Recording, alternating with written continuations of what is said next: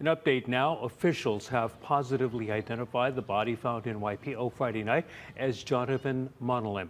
Monalim was last seen leaving his Kapolei home on Wednesday evening.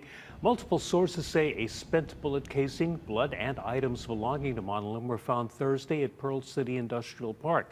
Monalim was a former government witness who testified in the 2004 Poly Golf Course shootout, where members of an illegal gambling operation opened fire at one another. HPD has not released any information on suspects.